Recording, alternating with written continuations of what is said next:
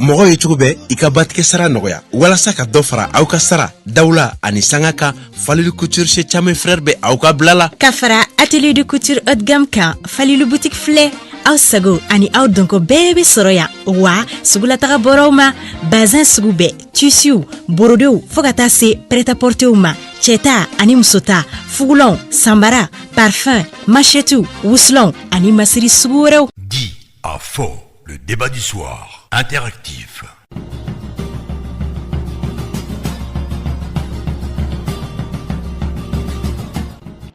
Toliba jabarani filɛbɔ Mali kɔnɔ ani Mali kɔkan ani fɛn fɛn sɔgɔlen mana ni waati na an ka fiɲɛ suru sira fo ka taa ni waati na min ye an ka bɔlɔlɔ Canada ye an ka foli b'aw ye kokura ka yira la k'a fɔ ni waati na ni ye aw ka jɛmukan waati selen jɛmukan min bɛ sigi aw ye ka daminɛ tɛnɛ ka taa bila juma walasa jamanadenw olu ka se k'u hakilinata di jamana kunkanko kan i n'a fɔ laadalako ka daminɛ tɛnɛ ka na fo min ye an bɛ se ka fɔ araba fo ka taa alamisa don an bɛ babu bila walasa aw ni anw ka se ka masala babu kan jumadenw o kɔni ye aw yɛrɛ ka ko ye min kunnafoni min bɛ aw yɛrɛ kunkan i b'a sɔrɔ dɔgɔkun kɔnɔ an bɛ se ka an da don min na donc o siratigɛ kɔnɔ bi i n'a fɔ laadala ko Umaru Tarawele ani aw de bɛ jɛ ka ni jamu kɛ nka bi n'Ala sɔnna waati min sumana ka d'a ma aw ni ne an bɛna jɛ ka masala o kan donc bi babu bɛ boli min na o tɛ dɔwɛrɛ ka yira k'a fɔ waatiya jamana ɲɛmaaw olu kɔni ye yuruguyurugu kɛlɛ olu kɔni ye o bila sanna walasa ko yuruguyurugu olu ka se ka kɛlɛ ka bɔ jamana kunkanko kan donc o siratigɛ kɔnɔ nin waati na a sera ɲininkali ka kɛ an bɛ yɔrɔ jumɛn ni yuruguyurugu kɛlɛli est ce que an bɛ se ka fɔ bi bi in na n'an ko an b'a fɔ min ma état de lieu k'a sigi ka ko jateminɛ ka fɛsɛfɛsɛ k'a fɔ nin waati ma est ce que kɛlɛ min kɛra a bɛ ka kɛ jamanadenw sago ye est ce que bi jamanadenw bɛ ka laɲini min ɲini min ye yuruguyurugu kɛlɛla o bɛ ka sɔrɔ wa donc bi babu bɛ boli o kan ni minnu bɛ fɛ ka weleli kɛ nɛgɛjuru sira min na nin waati na a bɛ se k'an sɔrɔ nɛgɛjuru sira min na o de 65 65 50 50 i n'a fɔ laadala ko jɛmukan ye an y'o de fɔ o bɛ kɛ bamanankan na cogo min jɛmukan bɛ kɛ min ye nanzarakan na o cogo la donc pour tous ceux qui sont connectés actuellement sur Joliba FM et ceux qui viennent nous prendre en chemin sur Joliba TV News, nous vous disons bonsoir et bienvenue dans votre émission qui est le débat dit interactif du soir. Ce débat qui est présenté du lundi au vendredi par le brillant présentateur Oumar Traoré. Aujourd'hui, pour des raisons, je serai obligé d'assurer l'intérim et vraiment de passer ces 1 heure avec vous. Donc, le thème d'aujourd'hui, c'est quand même la lutte contre la corruption et on doit faire maintenant l'état des lieux. Donc, la lutte contre la corruption, l'état des lieux. Donc, c'est ça le thème d'aujourd'hui. Donc, vous pouvez nous joindre sur le 65 65 50 50. Donc, c'est le numéro de téléphone. Donc, ni waati na fɛn fɛn sɔgɔlen na an ka foli b'a ye kokura i n'a fɔ an y'a fɔ a ye cogo min babu kɔni bilala babu ye min ye yuruguyurugu kɛlɛli ni waati na o de ye babu ye bi donc siratigɛ kɔnɔ fɛn fɛn b'a lamɛn surtout ni jɛmukan in sigira maaw bɛ yen minnu b'an bilasira ni hakilina ye ni miiriya ye walasa jɛmukan in an ka se ka an projet hali bi pour que jɛmukan ka se ka kɛ aw sago ye donc o waati kɔnɔ an b'a min ye an ka marshal fo Bubula o ye an ka général ye an b'olu fo ka Buba Kante fo ka Vieux Sidibe fo karamɔgɔ Muntugula an b'o fo ni waati na min ye an yɛrɛ ka cɛkɔrɔba ɲuman monsieur Sise ale bɛ ɲamana olu kɔni sanga ni waati olu b'an wele walasa an ka se ka masala ka an dɛmɛ ni hakilina ye Adama Tarawele Nos an b'ale fana fo ni waati na donc babu kɔni ye min ye ni waati na n b'a f'i ye Isu n b'a f'i ye ko in ma nɔgɔn sabula yuruguyurugu min daminɛna sisan maaw bɛ ka fiɲɛ turu dɛ ni min ma bɔ telimani na o bɛ bɔ moto taxi na sanfɛ sira kɔni ani duguma sira sisan o bɛ ɲini ka kɛ fɛɛrɛw de bɛ ka kɛ nin waati na donc n'a ma ɲɛ jamanadenw de wulila min ye kalo caman ye ka wuli ka don kariw kɔnɔ ka dugu kɔnɔnaw minɛ walasa sabula hakili jiginna nin ko in u y'u yɛrɛ sɔrɔla kɛlɛli sɔrɔla min fɛ a yirala k'a fɔ jamanadenw fɛ ko tagamaba min bolodara min M5 fɛ o tun bɛ laɲini kɔnɔ ka yira k'a fɔ lakana o tun kan ka sabati o tun kan ka kɛ fɔlɔ ye sabula a dogolen tɛ maa si la k'a fɔ waati gɛlɛya min tun bɛ jamana kan donc o yɛrɛ kun yɛrɛ a yira k'a fɔ o tun tɛ ka sabati cogoya si la jamanadenw y'a ɲini k'a fɔ dunko juguya min bɛ jamana kɔnɔ ko o de ka kɛlɛ o de ko mɔgɔw ka kɛlɛ fanba ye surtout dunko juguya min yɛrɛ bɛ yen k'o ka kɛlɛ ka bɔ administration kɔnɔ sabula ko Mali kɔnɔ de i b'a ye fonctionnaire minnu bɛ yen minnu ka sara dɔnnen don i bɛna sɔrɔ n b'a f'i ye i bɛna sɔrɔ immeuble 3 4 5 6 a kun kɛn bɛ ka maaw kamana gan i bɛna sɔrɔ mɔgɔ kelen kɛn bɛ ka mɔgɔ 4 mɔgɔ 5 mɔgɔ 6 aka jafo waati dɔrɔn se k'a fɔ mɔgɔ 7 ni yɔrɔ k'o bɛɛ sanu ka kɛ a kelen kɔnɔ donc jamanadenw y'a jira k'a fɔ n'a ma ɲɛ o bɛ jamanadenw de kama vraiment baara ka kɛ pour que jamana ka se ka yiriwa bɛɛ ka se k'i ta sɔrɔ donc ko yurugu-yurugu ka kɛlɛ donc ma fili kabini ni autorité ninnu nana o y'a ɲini k'a fɔ ko yurugu-yurugu bɛ kɛ o ka champ de bataille ko dɔ bɛ nɛgɛjuru sira la allo Musa Tɛmɛdi. Awa. Musa Tɛmɛdi mais mura de bɛ n na dɔɔnin. Kosɛbɛ. K'i fo nin wagati la. Foli diyara n ye. N terikɛ Umaru a bɛ yɔrɔ o yɔrɔ n ka foli b'a ye nin wagati la. Kosɛbɛ a tulo b'i la. Ka kɛnɛ cɛkɔrɔba bɛɛ lajɛlen fo. N bɛ balimamuso Kawoyi Kamara fo Faransi. Kosɛbɛ. Ka n balimakɛ bɛɛ lajɛlen fo Adama Traore Abulaye Jalo a bɛɛ lajɛlen Keyita n bɛ bɛɛ de fo. Kosɛbɛ. I bɛ hakɛto kuma n'a kɛcogo la parce que mura de bɛ n na dɔɔnin. Kosɛbɛ. I ka bi sujet nin ye fɛn ɲɛnamaba de ye. An kɛrɛnkɛrɛnna an M5 mɔgɔw. An wulila kɛlɛ la don min. Kosɛbɛ. An wulila fɛn camanba de bɛ yen nɔ. Kosɛbɛ. An ye fɛn minnu dénoncé. Lakanabaliya b'a kɔnɔ. Kosɛbɛ. Yurugu-yurugu kɛlɛ b'a kɔnɔ. Fɛn caman b'a kɔnɔ. Kosɛbɛ. Hali n'a sɔrɔ fɛn dɔw bɛ yen nɔ olu de ka gɛlɛn ni dɔw ye. Parce que bɛɛ b'a dɔn lakana tɛ jamana kan. Ni lakana sɔrɔla jamana kan. A tɔ bɛ complément de ye. O kɔfɛ ni yurugu-yurugu sera ka kɛlɛ jamana kan. O jamana an bɛ se k'a fɔ ko jamana bɛ se ka jɔ quoi. Parce que yurugu-yurugu bɛ jamana kan. Kosɛbɛ. Musa o jamana avancé man di cogo si la. Kosɛbɛ. Mais vraiment ko dɔ de bɛ kɔnɔnasigi bɛ jamanadenw na. An b'a ye wagati bɛɛ an ka yurugu-yurugu kɛlɛ bɛ daminɛ. I b'a sɔrɔ rapport belebelebaw de bɛ bɔ. Kosɛbɛ. Miliyari camanbaw de bɛ bɔ. Mais a laban na jamanadenw tɛ nisɔndiyayɔrɔ sɔrɔ a ko kɔnɔ quoi. Kosɛbɛ. Ɲininkali de kan ka kɛ sisan jamana sera yɔrɔ la ɲininkali de kan ka kɛ. Ne ko bi yurugu-yurugu kɛlɛ min bɛ senna Mali kɔnɔ. Yala maliyɛn jumɛn de taara k'a ka baara kɛ. Ɲininkali kan ka kɛ. Président de taara k'a ka baara kɛ. Ou jamanadenw de taara k'a ka baara kɛ. Ou dossier bɛ mɔgɔ minnu bolo olu de dɛsɛlen don k'a ka baara kɛ o. Mais Musa nin yɔrɔ la ne b'a fɔ jamanadenw tɛ. Parce que jamanadenw de ka wari tununa. Jamanadenw de ye yamaruya de ko ka sɛgɛsɛgɛli kɛ ko ka yurugu-yurugu kɛlɛ k'a ban. Mais o wagati kelen na jamanadenw tɛ se ka yurugu-yurugu olu tɛ se k'a kɛ ɲɛmɔgɔ de bɛ se k'a sɛgɛsɛgɛli kɛ k'a ban. Mais mun de la sɛgɛsɛgɛli bɛ gannen a bɛ dɔn ko tu bɛ kɛ ko danna yɔrɔ min na k'a tɛ yɔrɔ min mun de la o tɛ kɛ de. Musa tiɲɛna a tun ka di n ye n bɛ kuma kosɛbɛ mais kuma bɛ k'an sɛgɛn kojugu. Kosɛbɛ. Vraiment parce que i tɛ se ka kuma ni min concentré a ka gɛlɛn a bɛ k'an gêner kosɛbɛ quoi n b'i bila nin yɔrɔ la quoi. Ok merci bien sûr. An bɛ bien sûr bɛ fɔ nin waati in na n y'o de fɔ ninnu ye jɛmukan in kanuba ye sabula sanga ni waati jamu mana sigi o bɛ weleli kɛ walasa k'u hakilinata di bonya ani karama kɔnɔ an y'o de fɔ jɛmukan y'o ye hakilinaw ka di bonya ni karama kɔnɔ tiɲɛ ka fɔ jamana ka jɔ ko dɔ bɛ da la allo. Salamaleykum. Aleykum salam. Kati ok bisimila. Tɔɔrɔ si tɛ. Bon an ka bi débat ne ye mun na a mun faamuya nin na. An maliyɛn yɛrɛ an ka jogo ɲɛfɔ. Parce que n'i y'a mɛn corruption. Fasodenw yɛrɛ de bɛ corruption kɛ. Ni bɛɛ pasera sariya bolo fɛ. A kɛcogo la. A bɛ dabila dɛ. I ka papier bɛ yɔrɔ la. A sumayara. Ka fɔ n bɛ nin di walasa ka kɛ tan. Kosɛbɛ. E ka kan ka taa yen fɛ e y'i ban ka taa e mɔgɔ bila ka taa ka enveloppe d'o ma ka taa. E ta kana d'i ma ka sɔrɔ i ma bouger i ma foyi. O bɛɛ de bɛ corruption kɔnɔna la. Kosɛbɛ.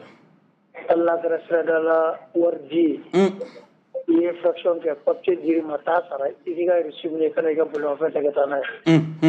Mais n ka teli n bɛ nin d'u ma walasa n ka tɛmɛ. Olu se ka ban a la o. Kosɛbɛ. Bon dɔw fana bɛ yen hali ni sariya ka di ye k'i bɛ t'i ka papier nɔfɛ yɔrɔ dɔ la. Mon frère u b'i ka papier dogo la de f'i ka dɔ di sinon a tɛ labɔ. O bɛɛ de bɛ o de y'a to n ko fo an yɛrɛ maliyɛnw k'an jogo ɲɛ fɔlɔ pour que corruption ka dabila. Kosɛbɛ. I y'a ye a bɛ minɛ a dira de. Kosɛbɛ.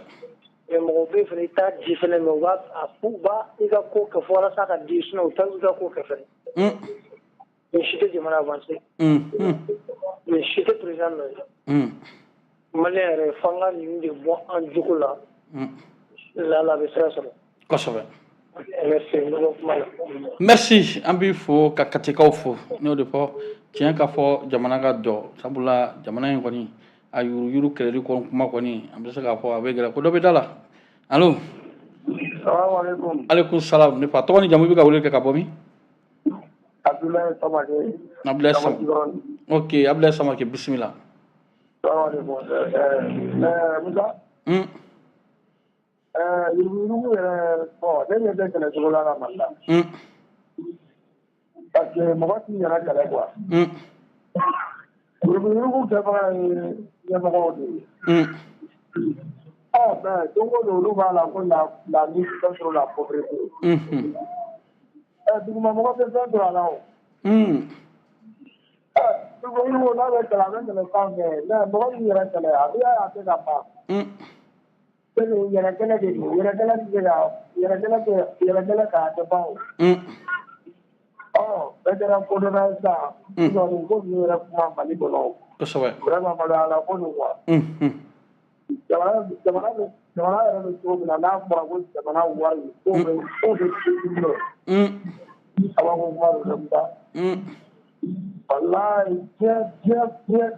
diɲɛ masaw u ka jamanadenw hinɛ ti bɛɛ minɛ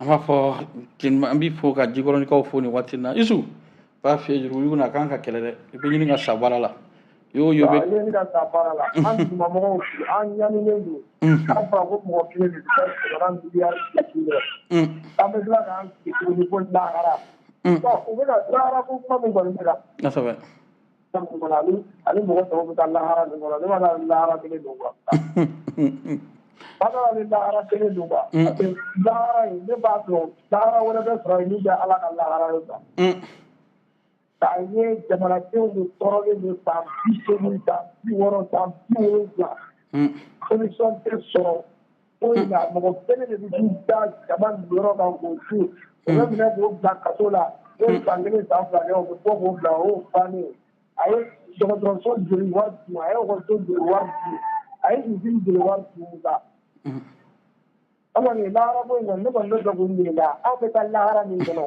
ani mɔgɔ tɔw bɛ taa lahara min kɔnɔ ne bɛ fɛ k'u ɲininka u ka lahara in fɔ ne ka ɲa ayiwa Isu a filɛ nin dɛ Isu ko dossier sécurité port 40 milliards k'o de tunna ala masa nin bɛɛ taara mɔgɔ kelen poche kɔnɔ ko dɔ bɛ da la o bila o ka don allo Joli va tu venir ça ouais quand tu me veux le grand après que ouais ko bɛ kaɲi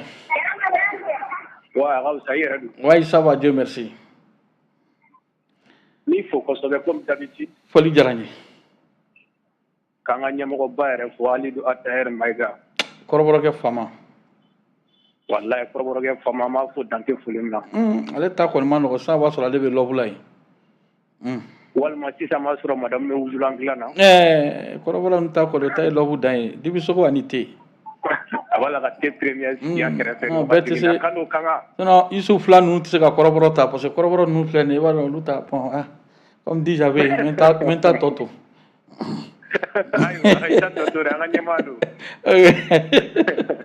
o la an bɛ Umaru fo a mana kɛ yɔrɔ o yɔrɔ kosɛbɛ parce que n b'a dɔn sisan tagama nɛgɛ de b'ale fɛnɛ la Umaru bɛ yan a bɛ yan Umaru bɛ yan a nana retard la a bɛ tila ka ɲɛfɔ a bɔra yɔrɔ min ka se a b'o fɔ an ye ayiwa an b'a fɔ kosɛbɛ kosɛbɛ foli diyara n ye i bɛ profiter n bɛ Usaz Dukure fo Faransi ka an b'i kɔ ɲɛmɔgɔ belebeleba fo ne yɛrɛ ka présidente ye Fatuli Ɲan ani Binta Ɲan ani Dawuda Kamara ka an b'i kɔ bɛɛ lajɛlen fo bon tɛmɛnen nin kuma in na a kuma ka ca mais ne bɛ min fɔ fɔlɔ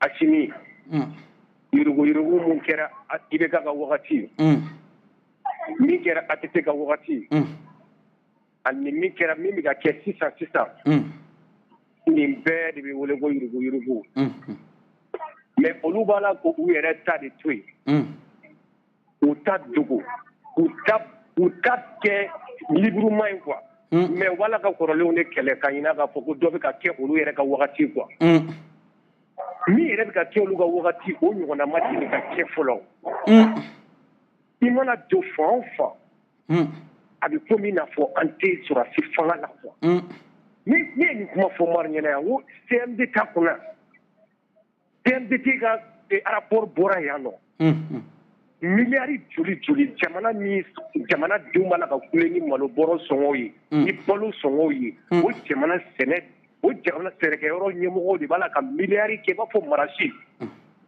an y'o de fɔ yan nɔ o kɛlɛkɛminɛ minnu bɛ ka san a piri ye joli ye a sanna joli la ka sɔrɔ an ye wuli ka jɔ kɛ fanga kɔrɔlen tɛmɛnen nɔfɛ o ko la an y'o de fɔ yan ko dɔkitɛriso demine rapport min bɔra sisan nɔ vérificateur fɛ e bɛ se k'a faamuya cogo di ko ɔkɔlisow bɛ Mali kɔnɔ yan nɔ k'i bɛ taa sɔrɔ jamana bɛ miliyari hakɛya min ta ka di ni ɔkɔli privé ninnu kelen o kelen ma n'i y'a miliyari fara ɲɔgɔn kan a bɛ se ka ɔkɔliso 80 jɔ san kɔnɔ ka di jamana ma privé la k'a bɛɛ kadire ka ban a n'a ɔkɔlimɛtiriw bɛɛ sara mais nin bɛɛ lajɛlen ni wari dunda dɔ de a tɛ se ka dabila o de la ni wulila k'a fɔ ko non ko foyi ma bɔ yuruguyurugu kɛlɛli la yuruguyurugu yɛrɛ tɔ a wari tɛ ka don a b'a la ka kunun de e bɛ se k'a faamuya cogo di président Kutugu yɛrɛ bɛ bɔ k'a fɔ ko non ko n'an bɔra k'an bɛ yuruguyurugu kɛlɛli daminɛ ko ni mɔgɔ bɔra k'a fɔ ko a donna ta a bɔra ta ko bɛɛ bɛ ka minɛ est ce que ni président ka kuma ye miliyari 13 a bɔra ka di sirako minisiri ma yan k'a ka sirako dilan a taara cogo di an ka situation ma la ka cɛ ka di minisiriw ma yan commerce minisiriw ni fɛn minisiriw ma yan mais a situation ma la minisiriw bɛ bɔ ka fɔ an ye ka dénoncer ka fɔ an ye dɔrɔn ko non situation wari d'u ma u y'a bila yan fɛ u y'a dilan fɛ u y'a bila fɛ mais a fɔra de k'olu ma kɛ a kɛcogo la mun n'a t'u minɛ u ta de don wa jɔn y'a d'u ma ne min f'i ye wari bɛ di Asimi ma a si tɛ Asimi wɔsi ye ka taa Asimi n'a ka jigin minisiri ninnu kilo la k'u kelen wɔsi kɛ jamanadenw wɔsi de bɛ ta ka d'u ma jamanaden ka miliyariw de bɛ ta ka d'u ma donc n'a bɛ don yɔrɔ o yɔrɔ la a kan ka fɔ n'a bɛ bɔ yɔrɔ la a kan ka fɔ mais a foyi tɛ fɔ ten mais an dun ɲɛ b'a la olu de b'a la ka miliyariw cɛ ka kɛ u poche kɔnɔ an dun ɲɛ b'a la bi na n'i bɔra k'o kuma fɔ u b'a fɔ ko non ko i b'a fɛ ka jamana déstabiliser u bɛ rapport kunta dɔ ta ka da i kan ka t'i datugu kaso la mais an bɛ taa min ni mɔgɔw ma bɔ ka dénonciation kɛ ministre yɛrɛ ka bɔ ka dénonciation kɛ ni jɔn de bɛna mɛnɛ kɛ sisan a ma nɔgɔn anw ka dénonciation kɛ président ka dénonciation kɛ ministre ka dénonciation kɛ kiri yɛrɛ ka siran nson ɲɛ jɔn de bɛna taa minɛli kɛ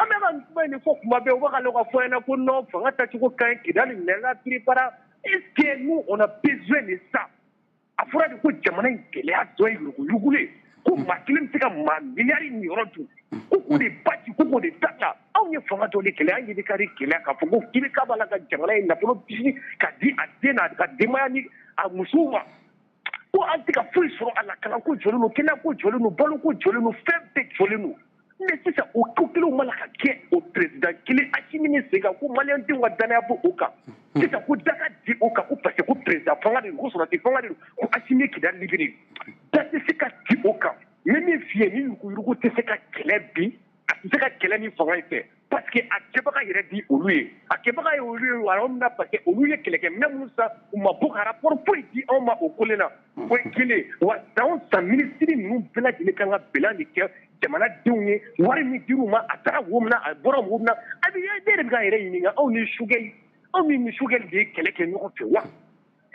aw ni M5 minisiriw de ye kɛlɛ kɛ ɲɔgɔn fɛ wa est ce que ninnu bɛ se ka na fɛn fɔ aw ɲɛna tuguni ko jamana yuruguyurugu dɔ bɔra la wa o tɛ se ka kɛ tiɲɛ tant que n'an ma fɛ ka taa seerelen kɔrɔ kiri de banna ka jɔ a jɔyɔrɔ la dɔrɔn a banna o dɔrɔn de ko in tiɲɛ ye tant que ni kiri ma jɔ a jɔyɔrɔ la i b'a ye foyi tɛ se ka bɔ nin ko in na min bɛ se k'a fɔ ko a bɛ se ka nɔ bɔ vraiment parce que fan bɛɛ kelen bɛ yuruguyurugu yɔrɔ i b'a fɔ komi an tɛ le temps de pouvoir de régime de Asimi régime de sɔrɔdasiw ka régime na quoi vraiment a bɛ mɔgɔ dabali ban.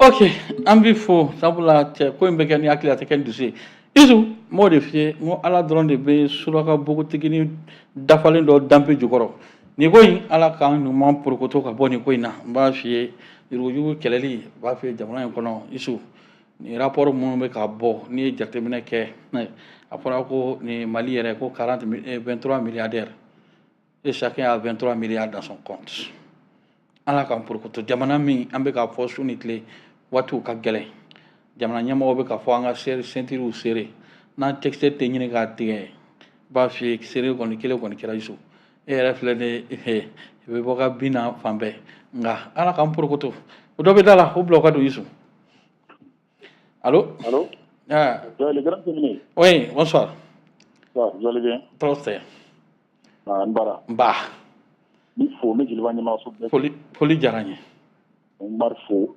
kosɛbɛ tulo b'i la Wakante Bula n balimakɛ vie kudibe kosɛbɛ salam ale yɛrɛ bɛ ka fɔ kɔrɔ ko mura wala ala ka mura in nɔgɔya wala ala ka mura nɔgɔya tina magam ngelo bi de aw tinne parenthèse fitini na jetu tabe ka babu kono donc ko wali wala ko akli to wakati la maka di ne vraiment na ta ti wa na ba tu mo chambe sika mo wakila ngela ke mo la dina be boro ja ko so be ko kana ne tu mo ma ko mari ne ti tu ni ti fla ne ti an ni ti fla ka so be voilà donc ne ko na dina la ni alsa do nga fara te fri et puis il y a pas de corrupteur sans il y a pas de corrompu sans corrupteur il y a pas de corrompu il y a pas de corrompu il y a pas de corrupteur sans corrompu il an no wadi ka so be nan mo wadi du ko so pa ni arrêté ke so be activité ni mo be 18 le nga do do la be e be ni bi barage e do la me fiki nga do la dia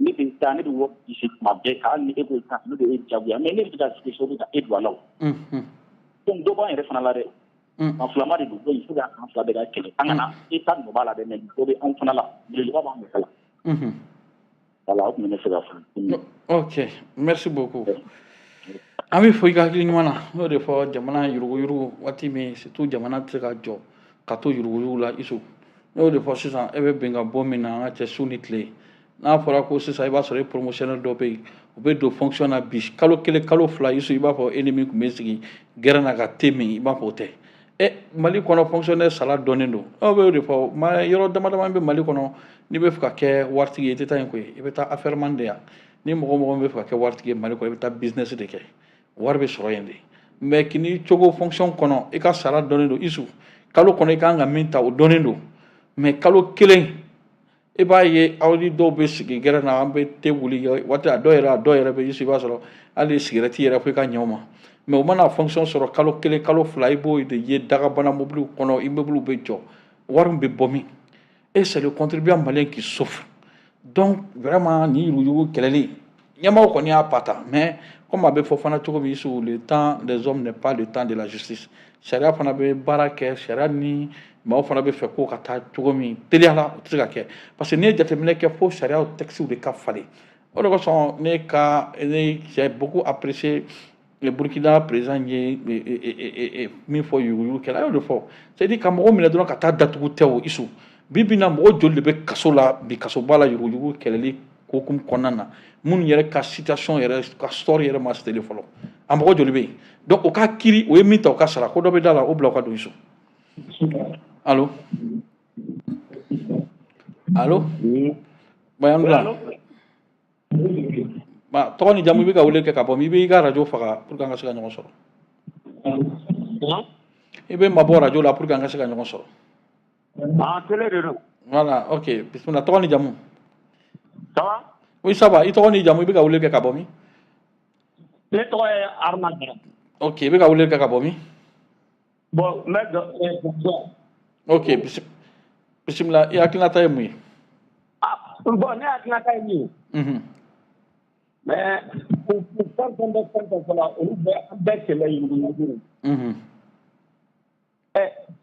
ni e somɔgɔ bɛ baara kɛ yen fɛ yɔrɔ dɔ la yɔrɔ baw dɔ la e b'a dɔn pere a bɛ baara min kɛ la fɛn don yanni e ka a bɛna a bɛ wari d'e ma e b'a minɛ yarɔ e fana donna e fana tɛ se k'a kɛlɛ kɛ dɛ voilà u bɛ fɛn fɛn fɔ la an bɛɛ État nɔ tɛ dɛ a bɛɛ gouvernement de population hali population sen b'a la an population sen b'a la bi bi in na Mali la ni min ja hali n'a bɛ baara kɛ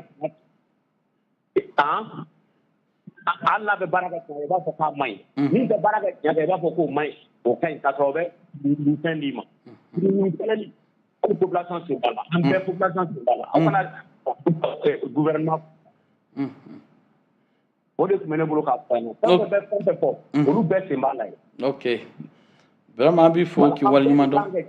Ka État dɛmɛ yurugu kɛlɛli la mais ne somɔgɔw b'a la ne wulil'o kama o jama kulugu dɔ bɛ wuli a don ta a bɔ ta a ma wari di min ye wari miliyari don min ye karisa mais e ye mini min dun bɛɛ kan ka minɛ i ka lajɛ o. Kosɛbɛ. Voilà yurugu tɛ se ka kɛlɛ ni population sen t'a la. Ok d'accord an faamuyara. Voilà. Merci. An bɛ fɛnɛ kɛ gouvernement dɛmɛ ka yurugu kɛlɛ. Ok. Fɛn fɛn min fɔla a bɛɛ ye nkalon ye. Ok d'accord. Population de kan ka dɛmɛ gouvernement ka kɛ kɛlɛ.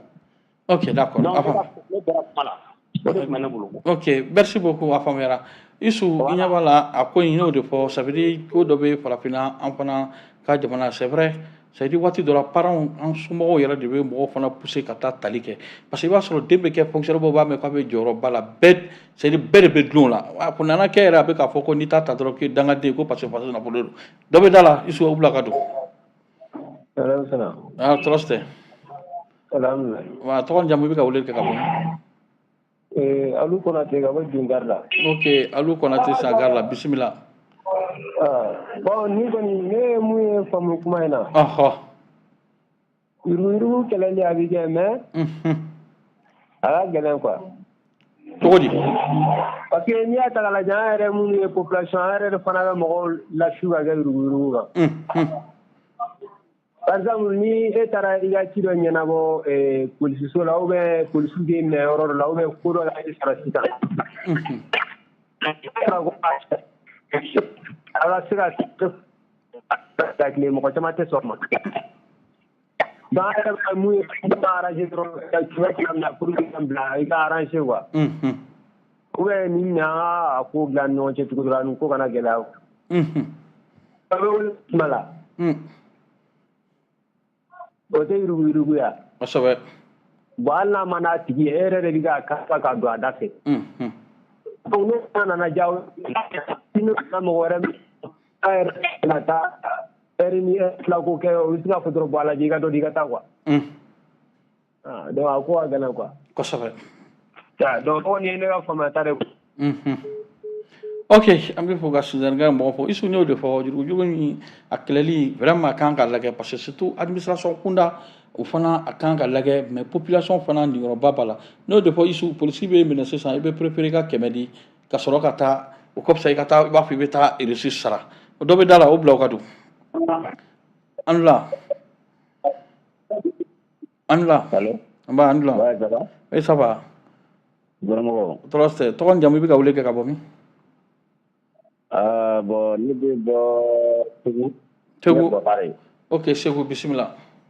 Voilà bon n bɔra ka cɛla ka kuma lamɛn sisan ko président ko ka ko ni mɔgɔ mun den yɛrɛ la mun fa yɛrɛ la ko ma kana kuma ko ma ko fɛn dɔ ka kɛ. Ouais président ka non a kan bɛ yɔrɔ min ma président ni diinɛ ɲɛmɔgɔw kɛlen ka ɲɔgɔn ye waati min kuluba président ko maaw y'a ɲini ka fɔ yurugu ka kɛlɛ. Ko nka yurugu kɛlɛli mana daminɛ ni mɔgɔ min minɛna dɔrɔn ko wulikajɔ de bɛ kɛ tuguni ka na delili kɛ walasa o tigi ka se k'a bila ko nka mɔgɔ k'a bila ni yurugu kɛlɛla ko maa si de tɛ épargner e somɔgɔw b'a la k'a fɔ nin ye somɔgɔ ye o nin ye mɔgɔ o t'a la ko mɔgɔ mana sen minɛ ko bɛ bɔ ko delili kɔni kana yaala président y'o kuma de fɔ. O faamuyara président ne président ye kuma fɔ ne y'o faamuya o. Awɔ n y'o faamuya parce que munna. Malien yɛrɛ taala yurugu ye.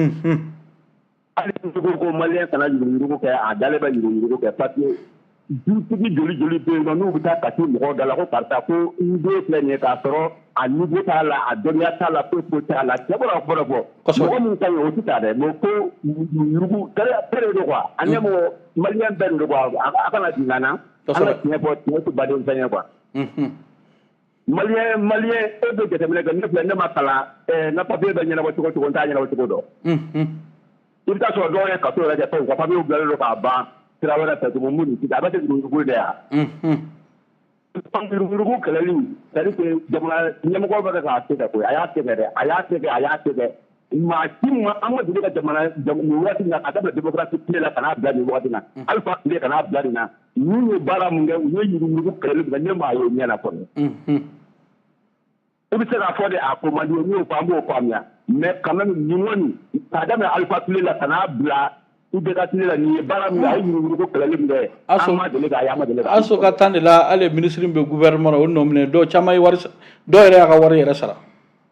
Awɔ caman bɛ yen i ka wari sara olu mɛ o de mɔgɔw b'a fɔ ko yurugu tɛ se ka kɛlɛ ko gouvernement yɛrɛ bɛ yurugu la a fɔ a ye k'a tɛ fɛn de kalama parce que gouvernement bɛ ka baara min kɛ ne sara dɔ dɔnnen don gouvernement kɔnɔ na ministre sara dɔ dɔnnen don voilà donc ni ministre sara dɔ dɔnnen don ministre mun bɛ d'a ma k'a k'a kɛ n'ale bɛ fɛ k'a dɔn a k'a fɔ dɔrɔn ne mago bɛ dolan na ministre mun don n'a mago b'o la ko o bɛ baara la a k'a fɔ ne mago b'o ka karisa nin wari in di ne ma ne mago b'a dolan na n'a taara a b'a fɔ a ye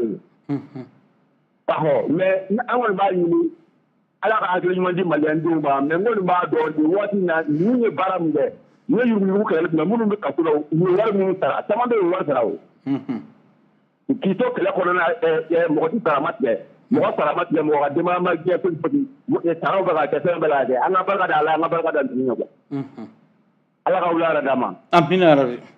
Awɔ. Fa b'i fo nin waati in na Segukaw fo nin waati in na min ye an ka correspondant Segu nin waati in na an b'ale yɛrɛ fana fo nin waati in na dɔ bɛ da la o bila ka don i so.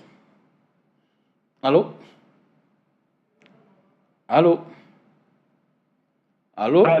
Manula ne fa tɔgɔ ni jamu i bɛ ka weleli kɛ ka bɔ min? Allo. Allo n tulo b'i la. Oui n ko tɔgɔ ni jamu i bɛ ka weleli kɛ ka bɔ min? Yaya Jakite ka bɔ Sabalibugu. Sabalibugu ok Bima Jakite. Awɔ an b'i fo. Foli diyara n ye. Ka radio lamɛnbaga bɛɛ fo. U tulo b'i la. N bɛ se ka mun fɔ nin baabu la. Ka taa Alpha tile fɔlɔ la bi.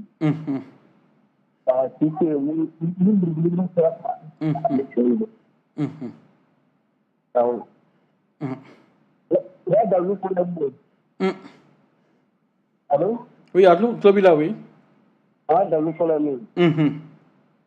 Ni faga ni an t'a dɔn ni bɛna baara kɛ ni wari kulu min ye. Concernant o b'a fɔ an ye ko sɛbɛnni.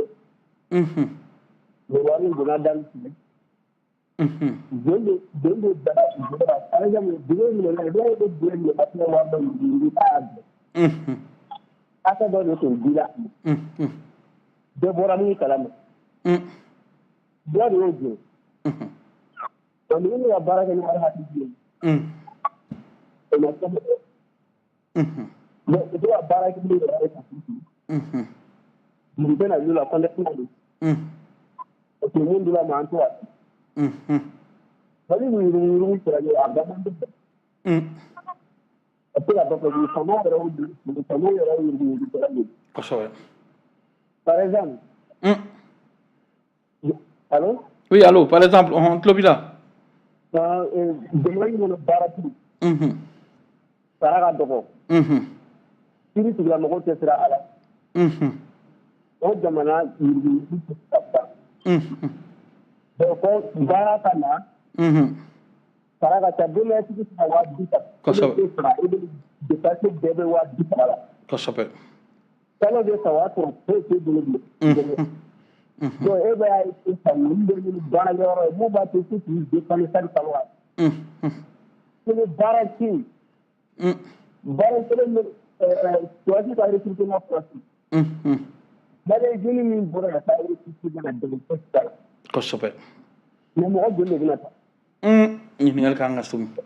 Voilà donc nin bɛɛ kɔni tɛ i b'a dɔn ko mɔgɔ mago bɛ baara la. Donc o papier o dusu ka jɔyɔrɔ min fana bɛ yen mugu bɛ se yen ɲɛmɔgɔw b'o kalama. Miliyari bɛ mun olu bɛ taa olu bɛ miliyɔn 100 di olu bɛ bila o kɛmɛ naani sara o kɛmɛ fila ka dɔgɔ du kɔnɔ ne ɲininka ale taa san 5 ka kɛ yugu ta dɔrɔn miliyari tigi bɛ minɛ n'o ye miliyɔn 100 miliyɔn 100 a bɛ dafa bɛɛ sara. Donc c'est là du que soit à la faamaw yɛrɛ ye zɔn ye. Kosɛbɛ. Baara tɛ yen. Sara ka dɔgɔ. Kosɛbɛ.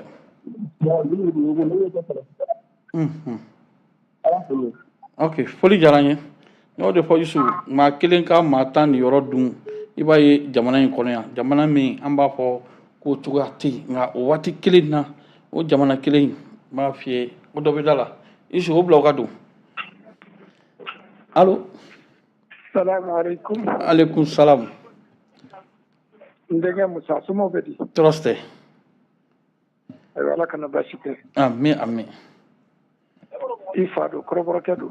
Kɔrɔbɔrɔkɛ ça va? Awɔ Falajɛ Carrefour la. Ouais. N tɔgɔ ye Asumani de. Kosɛbɛ. Musa. I bɔra ka babu min ta bi n'o yuruguyurugu ko kuma ye. Musa n b'a fɔ maa minnu bɛ ɲɛfɛ. N'olu kan ka yuruguyurugu kɛlɛ kɛ k'a ɲɛ. A ko baara de b'u bolo dɛ. Kosɛbɛ. Munna n'u ma baara kɛ k'a ɲɛ diɲɛ kɔnɔ yan. U k'a dɔn ko sini tɛ diya dɛ. A ma nɔgɔn. Jamana min kɔnɔ maa kelen bɛ se ka maa 1,000,000 ni yɔrɔ dun. Kosɛbɛ.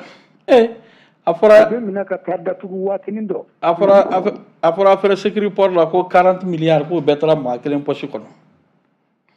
A y'a ye dɛ Bala. Ala ka hinɛ Mali la. Amin yarabi. Musa. Ne min bɛ duguma ne tɛ se ka yuruguyurugu kɛlɛ kɛ i n'a fɔ olu bɛ sanfɛ olu kan ka kɛ cogo min. Kosɛbɛ. Olu minnu bɛ sanfɛ n'u bilala a baara la. Olu de kan ka kɛ olu ka Ala cɛ. Ka fantanw niyɔrɔ ko kɛlɛ kɛ k'u niyɔrɔ ɲini ka d'u ma. Kosɛbɛ. Bala. Mura b'i fa la tɛna taa ni kuma ye yɔrɔ jan. An b'a fɔ Mali mɔgɔw ye. K'u ka hinɛ Malikaw la.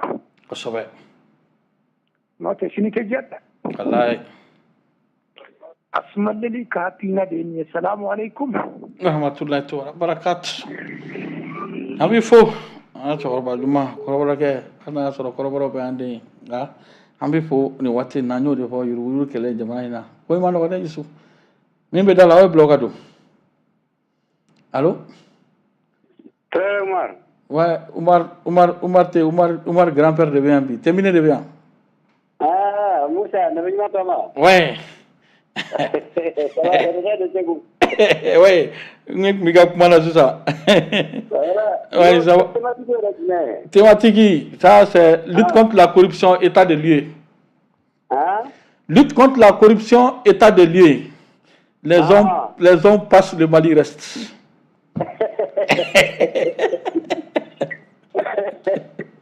Lutte contre la corruption. Maintenant. A kɛcogo ma ɲɛ u bolo. Parce que ɲɛ b'a la ko in a mɛnna vérificateur général kan Ala ka hinɛ ACT ka waati. Kosɛbɛ. Dossier bɛ di dɔrɔn an b'a mɛn tan man ka gagné. Bon an hakili la au moins ninnu kɔni nalen. U kɛlen ka mɔgɔw minɛ k'u datugu an hakili la u b'u juger. A tiɲɛ ni nkalon bɔ ɲɔgɔn na. Parce que a bɛ fɔ autant qu'il m'a jugé. Présomption d'innocence. Voilà, donc o farasikan in de an tɛ se ka foyi faama la. Wa ne yɛrɛ tun bɛ k'o de fɔ n ko lutte contre la corruption mɔgɔw bɛ ka minɛ ka datugu kasumba la a tɛ ka situer maliyɛnw ye mɔgɔ si ye k'a fɔ ko karisa nɔ b'a la karisa nɔ t'a la a bɛ fɔ dɔrɔn ko sɛgɛsɛgɛli b'a tigi ka mandat de dépôt bɛ ta dɔrɔn ka taa o tigi bila kasumba la mais n'a tigi nɔ b'a la a ye min ta a ka dɔ sara jamana ye n'a tɔ bɛ gérer cogo min a ka gérer ta est ce que o ma fisa bi ka taa kasumbaw fa mɔgɔw la o tɛ juger o tɛ bila dossier yɛrɛ mɔgɔ t'a dɔn o bɛ niveau min na. C'est-à-dire an kɔni ma foyi faama la tiɲɛ yɛrɛ la. N'u bɛ se dɔrɔn u ka dossier yɛlɛma. Ni min y'a dun o ka juger. Ni min y'a ta sara a ka kɛnɛ bila. Mais ka mɔgɔw minɛ k'a bila dɔrɔn k'a datugu a bɛ komi vengeance dutigi de quoi. Ne yɛrɛ ka analyse la a bɛ komi vengeance dɔ de bɛ yen vengeance an bɛ yɔrɔ min na ko bi n'an ko jamana in ka se ka jɔ f'an ka vengeance de dabila. Nabi ɲuman tɔ ma il faut qu'on ait l'esprit sans rancune. L'amour pour tous, une haine pour personne. Donc datugu mais vraiment an tɛ se ka foyi faama la ni min ye min ye o ka dɔn. Ka datugu ten dɔrɔn i ma juger. Ko siganan b'i la. o faransi kan an b'a faamu dɛ. I bɛ taa kalo 3 kalo 4 kalo 5 kalo 6 kɛ kasoba la i bɛ tila tuguni k'a bila k'a fɔ ko foyi m'a ye ou bien k'i bɛ tila a laban bɛ kɛ to caman bɛ yen u bɛ tila k'o bila ko liberté provisoire a bɛ négocier caution dɔw bɛ sara o bɛ bila mais pourquoi yan'o cɛ o tɛ négocier o ka caution dɔw sara a tɔ bɛ gérer cogo min o ni justice cɛ au moins wari ka se ka don. Ni mɔgɔ ma ye liberté provisoire la Mali la. O de ye adieu ye c'est fini c'est comme on dit un adieu c'est fini. Non, mais est-ce que bi justice man ka mécanisme de ɲini c'est à dire ka yɛlɛma don texte la au lieu de mɔgɔw ka taa minɛ ka datugu sɛgɛsɛgɛli ka kɛ n'a i nɔ ye i ye min ta ca i k'o bila ca n'i ma se k'a bila hali n'a y'a sɔrɔ bien min b'i fɛ yen n'a bɛ saisi cogo min pour que ka se ka état rembourser pour que état ka caisse ka se ka refouler cogo min jamana ka se ka taa ɲɛ est ce que o fana man ta bi ka mɔgɔw minɛ parce que n'i ye jateminɛ kɛ texte kɔrɔw de bɛ hali bi mais n'an dun ko an bɛ yurugu kɛlɛ k'an kan ka taa joona est ce que yɛlɛma de man ka don sariyasenw na. Nabi ɲuman Tɔma. An b'a fɔ ko la justice est politisée. Mais sisan an b'a fɔ la justice est militarisée. Parce que an ka tiɲɛ fɔ ɲɔgɔn ye quoi. Kosɛbɛ. Rien n'a changé. Rien n'a changé. Rien n'a changé. Concernant la corruption. Rien n'a changé. An ma foyi ye datuguli t'a ɲɛ ye o. Ko présomption d'innocence. Donc présomption d'innocence la o faransi kan ye. An ti foyi faamu a la ni min jugera dɔrɔn ni min ye min don o k'o sara. Kosɛbɛ. Mais pas vengeance d'Abla. On termine par ma phrase là. Les hommes passent, le Mali reste. Les hommes voient le Mali reste. Et le Mali demeure. Le temps est le meilleur. Ouais, merci beaucoup. Alaikum salam. Abi fo ka se ko fo ni wati na. Umar, ay ra tigɛlen do bi n'a fɔ Basani tila ka na an sɔrɔ yan. Ni wati na m'a f'i ye Isu n'i y'a mɛn fulakɛ sonsorilen ka nɔnɔ biri misi de bɛ yen ni misi taara fulakɛ bɛ to a bɛ to fulakɛ sonsorilen ye dɛ ko dɔw bɛ da la ko sali ka bila o ka don. Allo. Assalamualaikum. Alaikum salam. Tɔgɔ ni jamu bɛ ka wele kɛ ka bɔ min? Somɔgɔw. Ok, bisimila. Ala kɛnɛma. Tora. Somɔgɔw. Yalo. Somɔgɔw. Tɔɔrɔ tɛ. Usman Traoré Abidjan. Ok, Usman Traoré bisimila. Wa yiru kelen filɛ a bɛ ka mun fɔ nin. A wari b'u bolo. Wari b'u bolo ka so kɔnɔ wari a y'u ka du minɛ k'a bila k'a feere. A bɛ an tɛ jɛn n'a ye tuguni an bɛ maliyɛn bɛ boli ka bɔ kana dunga fɛ. Dɔw sigilen don Bamakɔ waati na ata a b'u ka so yɔrɔ dɔn. U b'u ka so yɔrɔ dɔn. U ka taa so min bɛ sɛbi wari min sara. A y'a mɛn no? Awɔ, an tulo b'i la. Wala u ka so min bɛ ka minɛ u bolo so caman de b'u bolo u b'u ka so min minɛ. A b'a fɔ ka tɔgɔ fana fɔ tuguni. U k'u tɔgɔ fana fɔ tuguni. Minnu ye fiɲɛ kɛ u k'u tɔgɔ fɔ. A n'u tɔgɔ fɔ sisan maa caman a b'u ka du yɔrɔ dɔn. Kosɛbɛ. Wagati min b'u bolo u b'a dɔn. Mali wari bɛ dɔrɔn po de la. Dɔw sigilen tuga bɛ fadentogoya la u bɛ baara kɛ u t'a ɲɛ sɔrɔ minnu bɛ fiɲɛ kɛ so kɔnɔ. O de bɛ foli ye. Kosɛbɛ. An b'i fo. Ok, merci. An b'i fo Traoré ka i fo fo Abidjan nin waati in na ka ne yɛrɛ dɔgɔmuso ɲuman fo min Ada Tɛnbine a n'a ka cɛ n'a denbaya an b'o fo Abidjan kɔnɔ nin waati in na. Isu sɛgɛn man ɲi dɛ. Tellement jamana ni o ye jamana in min surtout Isu ne yɛrɛ kɔni min yɛrɛ ka di ne ye hali bi yurugu ko la an ka don énergie dossier la ba in énergie an ka don a kɔnɔ ba in sinon tigɛ kɛ bɛ ka dadigi kɛ mɔgɔ la dɛ Isu mɔgɔ min bɛ da la o tile ka don k'a kɛ mɔgɔ laban ye allo. Allo oui. N cɛ tɔgɔ ni jamu i bɛ ka wele kɛ ka bɔ min? Tegu ok bisimila an tulo b'i la. Oui an tulo b'i la. Ne bɛ ka weleli kɛ ka bɔ Segu n tɔgɔ ye Sinali Jalo. Ok Sinali Jalo an tulo b'i la fulakɛ. Aw bɛ ka min fɔ yurugu kɛlɛli la kɛ. Solution foyi t'a la ka mɔgɔw minɛ k'u datugu. Voilà tant que mɔgɔw bɛ minɛ ka datugu minnu b'a fɛ ka kɛ kɛnɛma olu bɛ siran. Voilà. Mais est-ce que datugulin dɔrɔn fana ye solution sinon ni datugulen ko don b'a fɛ sinali mɔgɔ caman minɛna nin waati in na dɛ.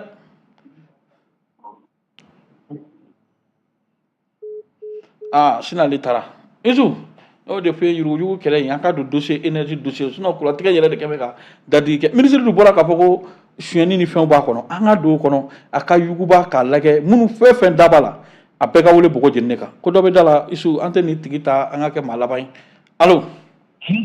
Allo Alamisa. Mama Nula. Ami fo. Foli diyara n ye.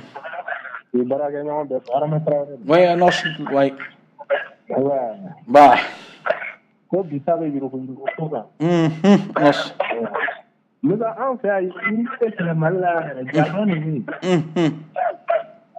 Ninnu minɛna k'a daminɛ transition daminɛ ka se bi ma. U nana min ninnu sɔrɔ kaso la. Publiquement, je disais publiquement parce que c'est la chose publique.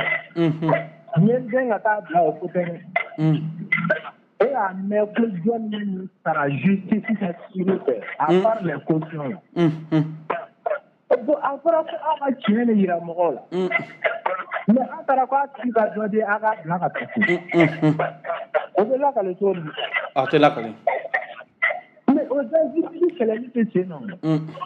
Nous pouvons faire à terminer là, c'est comme le pourcentage de la justice. Quand on bien concentrer, quand tout blanc, on a donné, on a dit dans le cas, on a dit dans le cas, dans la carrière, après la femme, elle est un milliard de dollars sur le là. On est maintenant sur le mêlé. En jugeant à qui c'est pas notre là. Bon, comme cela, là, quand même, bon,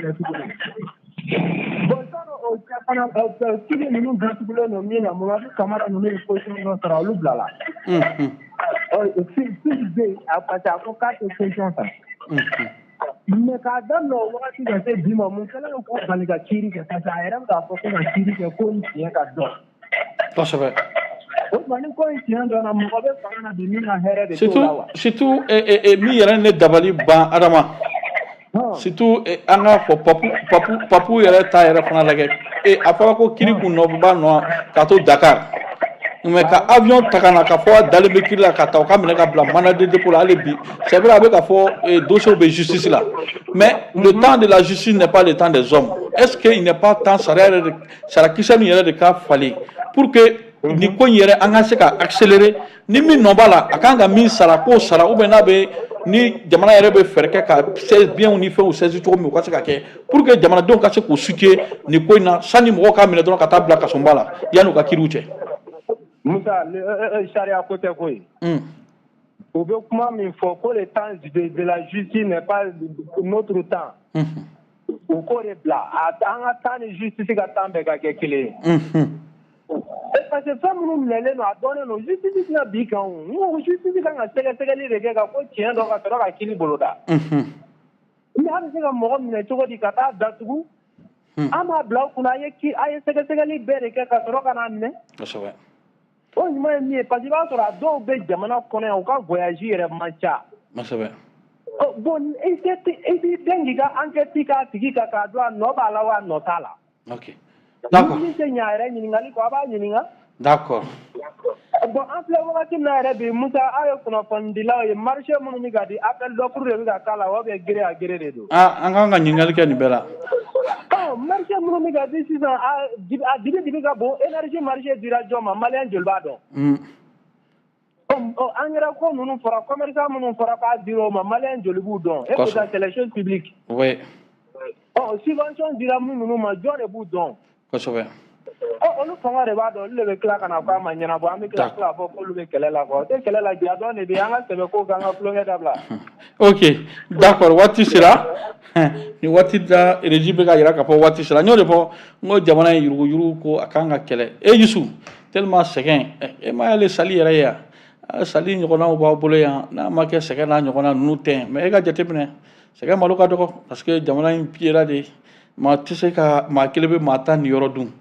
Bi a ko bɛɛ nana kɛ sɔrɔ sinon ni jamana bɛ a kɛ a kɛcogo ma dugu kɔrɔ nafolo minnu b'an bolo yan nafolo min bɛ jamana kɔnɔ yan bi maliyɛnw b'an ka sɛgɛn ye yanni ye sama kɛ ka kɛ président ye sali ninnu ka kalo ka 1 million kɔni minɛ ayiwa a ko sadi ko dɔ fara ka babi sennaw kan dɛ n'a y'a sɔrɔ e ta bannen ko a ka ceinture siri aw ye muso ye ko a ka tafe bolo siri isu k'a ka dɔ fara ceinture kan donc nin waati in na an bɛ bɛɛ fo ka bɛɛ waleɲuman dɔn ka yira la k'a fɔ maa min bolo tun bɛ nɛgɛ karafe la walasa ka kumaw lase aw ma fo aw sigiyɔrɔ min ye fiɲɛ suru sira fɛ Abuakar Traoré grand bɛ Katikaw ka den manden Kati Sembileni ale bolo tun bɛ nɛgɛ la min ye régie antenne ye an bɛ se k'a fɔ nin waati in na Augustin Youchebew ale kɔni nin waati in na ale autorité morale ye ka fara Isu la min ye nin waati in na Sali Ouedraogo stagiaire min ni stagiaire tɔw tɛ kelen parce que ale kɔni b'a karamɔgɔ de ngolo tɔntɔn waati bɛɛ donc an b'ale fana fo nin waati in na k'a fɔ ni Ala m'an ka jɛnya k'an bɛ ɲɔgɔn sɔrɔ Umar Traoré an n'ale na ɲɔgɔn kari ɲɔgɔn na yan sini ni Ala sɔnna ale yɛrɛ bi